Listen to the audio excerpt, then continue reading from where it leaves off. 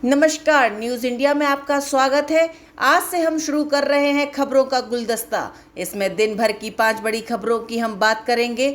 तो आज जिन खबरों की चर्चा हम कर रहे हैं उसमें पहली खबर पंजाब कांग्रेस को लेकर है, जहां कई दिनों से सिद्धू और कैप्टन के बीच कलह चल रही थी। इसके साथ ही जम्मू कश्मीर में सुरक्षा बलों को मिली बड़ी सफलता। दिल्ली हाईकोर्ट की टिप्पणी से केजरीवाल सरकार की बढ़ती मुश्किल की बात होगी। इसके साथ ही बात करेंगे पेगासस मामले की और अंत में ममता बनर्जी के दिल्ली दौरे की। लेकिन शुरुआत करते हैं पंजाब में कांग्रेस की कम होती मुश्किल की।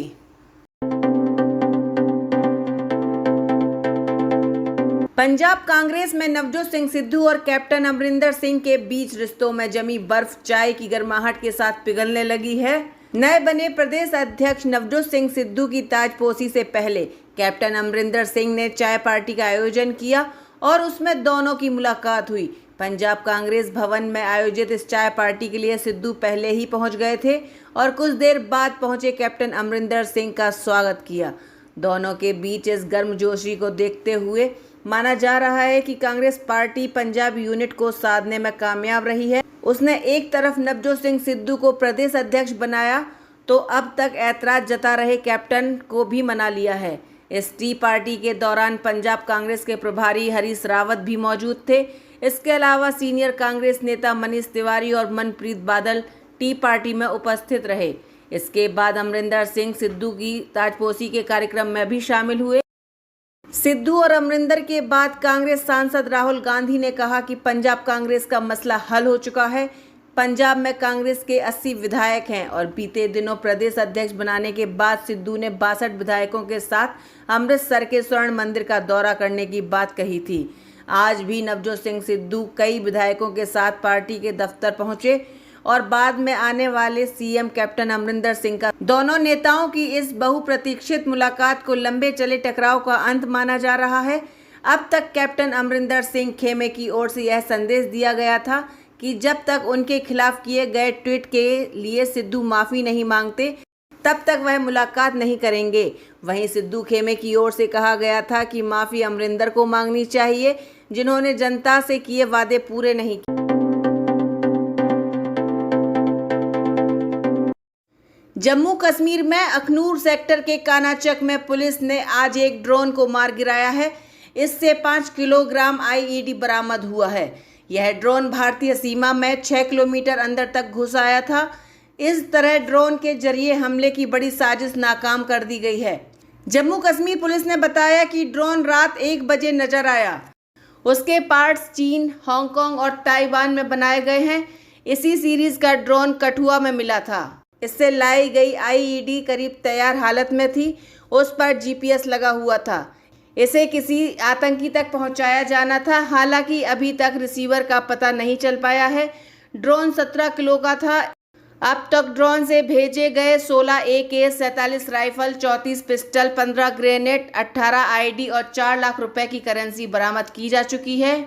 आईजी ने कहा कि 15 अगस्त को लेकर तैयारी चल रही है। सुरक्षा बढ़ाई जा रही है। ड्रोन के संभावित हमलों को रोकने की पूरी तैयारी है। जैश की साजिश की खबर मिली है। जम्मू कश्मीर में हाल के दिनों में एक के बाद एक कई ड्रोन नजर आए हैं। पिछले महीने 27 जून जम्मू एयरफोर्स स्टेशन पर ड्रोन से 2 धमाके किए गए थे। इस हमले में एयरफोर्स स्टेशन की छत को नुकसान हुआ था और 2 जवान घायल हुए थे। ड्रोन के जरिए एयरबेस के भीतर 2 आईईडी गिराए गए थे। नुकसान ज्यादा नहीं हुआ। यह अपनी तरह का पहला हमला था। ब्लास्ट इंडियन एयरक्राफ्ट्स के यह जगह इंटरनेशनल बॉर्डर से 14 किलोमीटर दूरी पर है। यदि कोई मुख्यमंत्री या फिर अधिकारी किसी से वादा करता है तो उस व्यक्ति का भरोसा होता है कि जो वादा किया है वो निभाया जाएगा। और इसी को लेकर दिल्ली हाईकोर्ट ने बड़ा फैसला सुनाया है। हाईकोर्ट ने कहा कि मुख्यमंत्री द्वारा किया गया वादा स्पष्ट रूप से लागू करने योग्य है। इसे लागू होना ही चाहिए। दरअसल दिल्ली के मुख्यमंत्री अरविंद केजरीवाल ने वादा किया था कि कोविड-19 महामारी के दौरान यदि कोई गरीब किराएदार किराए का भुगतान करने में असमर्थ है तो राज्य उसका भुगतान करेगा। और इसे लेकर दिल्ली हाईकोर्ट ने दिल्ली सरकार से कहा कि वो इस पर फैसला करे। हाईकोर्ट ने दिल्ली सरकार को 6 सप्ताह का समय देते हुए कहा कि इस मामले में निर्णय लिया जाए जिसमें उन लोगों के व्यापक हितों को ख्याल में रखा जाए जिनके लिए दिल्ली के मुख्यमंत्री के बयान के अनुसार फायदे के बारे में सोचा गया। इसलिए आप सरकार इस संबंध में स्पष्ट नीति बनाए। जस्टिस प्रतिभा एम सिंह ने कहा कि एक बार मुख्यमंत्री ने विधिवत आश्वासन दे दिया तो ऐसे में यह दिल्ली सरकार पर यह रुख तय करने की जिम्मेदारी बनती है कि वादे को लागू किया जाए या नहीं। अदालत ने कहा कि यह वादा भूस्वामियों एवं किराएदारों के जख्मों पर मलहम लगाने के लिए था जो दिल्ली के नागरिकों के रूप में बहुत प्रभावित हुए हैं। लेकिन अब यह स्पष्ट नहीं है कि क्यों सरकार ने मुख्यमंत्री के वादे की अवमानना करने और उसे अमली जामा नहीं पहनाने का चुनाव किया। अदालत ने कहा कि महामारी के कारण घोषित लॉकडाउन एवं प्रवासी श्रमिकों की बड़े पैमाने पर यहां से जाने की पृष्ठभूमि में सोच समझकर बुलाए गए संवाददाता सम्मेलन में दिए गए बयान की ऐसे ही अनदेखी नहीं की जा सकती। सरकार मुख्यमंत्री द्वारा दिए गए आश्वासन पर निर्णय ले जवाब नहीं हो सकता है। अदालत ने कहा कि इस निर्णय पर सरकार को प्रश्न का उत्तर देने की जरूरत, लेकिन वह तो ऐसा करने में विफल रही है। यह फैसला दिहाड़ी मजदूरों एवं श्रमिकों की एक याचिका पर आया जिसमें पिछले साल 29 मार्च को केजरीवाल द्वारा किए गए उस वादे को लागू करवाने का अनुरोध कि यदि किराएदार गरीबी के चलते किराया भरने में असमर्थ हैं तो सरकार उसकी तरफ से किराया देगी।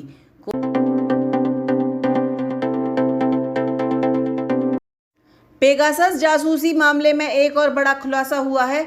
जिन लोगों की जासूसी की गई उसमें सीबीआई के पूर्व निदेशक आलोक वर्मा और उनके परिवार और राकेश अस्थाना के नंबर भी शामिल हैं, जिनके खिलाफ सीबीआई ने मामला दर्ज किया था।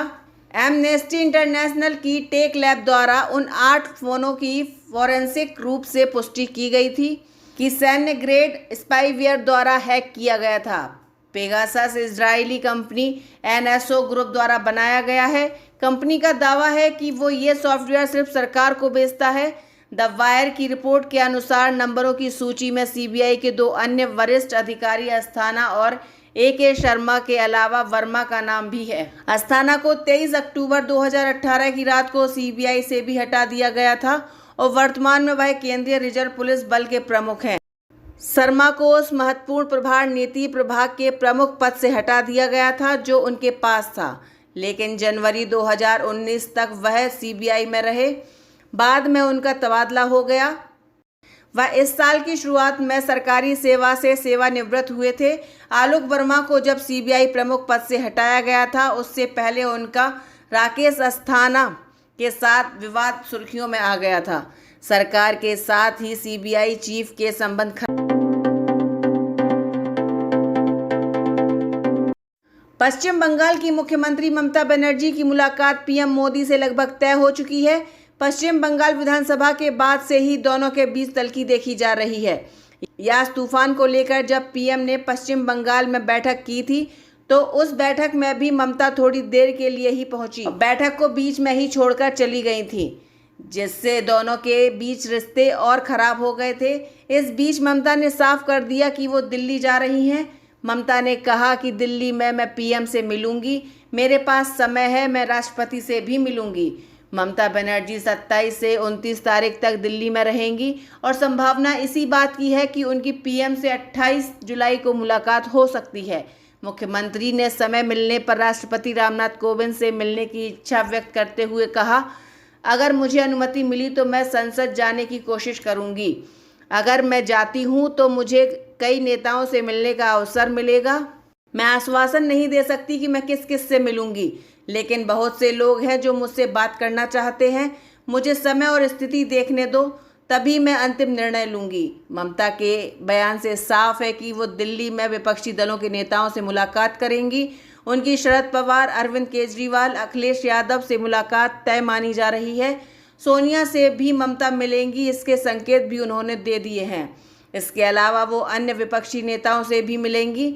ममता की कोशिश है कि केंद्र की मोदी सरकार के खिलाफ बड़ा गठबंधन तैयार किया जाए। नमस्कार, आपको ये वीडियो कैसा लगा हमें कमेंट बॉक्स पर बताइए। और अगर आप ये वीडियो फेसबुक पर देख रहे हैं तो हमारे फेसबुक पेज को फॉलो करिए, और अगर आप ये वीडियो यूट्यूब पर देख रहे हैं तो हमारे चैनल को सब्सक्राइब करिए।